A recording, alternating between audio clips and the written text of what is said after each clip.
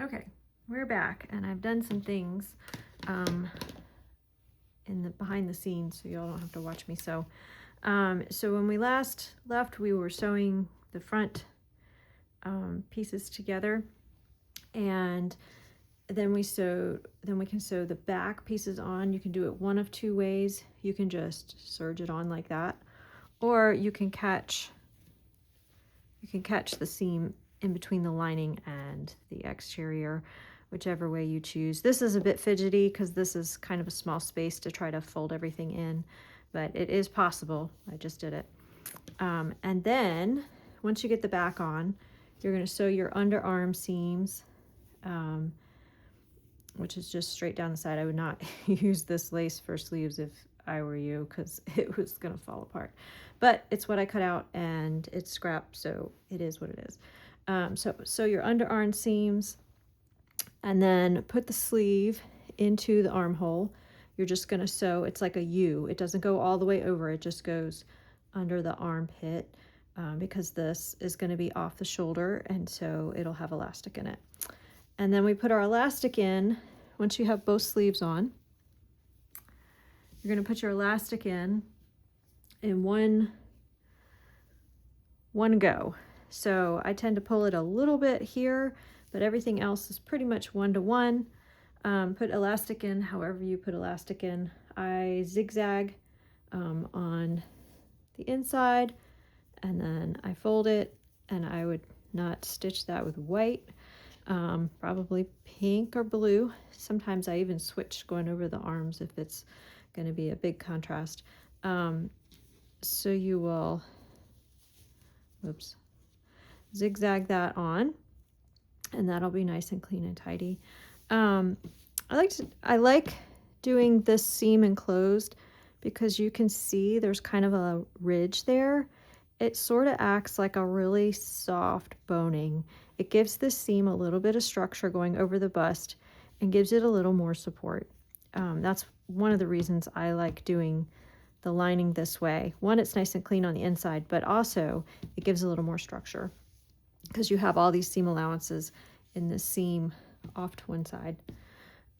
So once you get your elastic in the top and you've folded this over, stitched it down, then you're going to do, we'll look at this side, your elastic on this back seam, and again you just zigzag on and then fold over.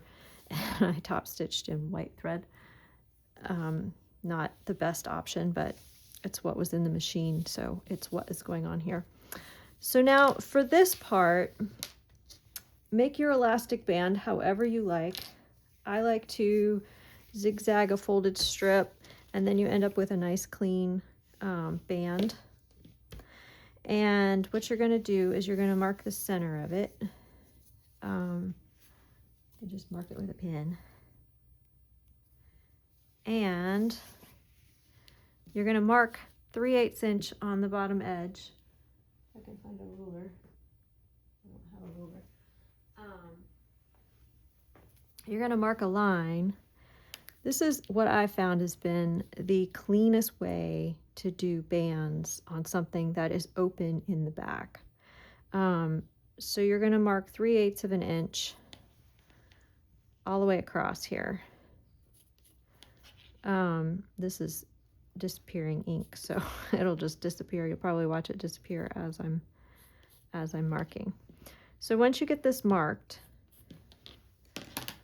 like that, you line up the center and you put this edge right on your line like that. You can put a couple pins in it if you want. That might make you feel a little more secure.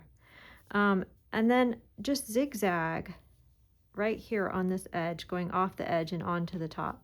And as you sew, you can just kind of line this up on your mark line. And then when you're done, you have a nice clean band in the front, but also in your opening on the back, because you would have, it would basically look like that. And then you put a clip in there and it's nice and clean. You don't have weird edges or, unfinished seams or anything like that. And it's my favorite way of doing it. So you can do it however you want. You can sew a band on there and then run elastic through it. You can do, I mean, you could just zigzag, you could serge a band on there and then have a seam allowance on the inside. You can do it however you want, but this is how I do it. And I've found that for an open back with a clasp, this makes the cleanest finish. So do what you will with that.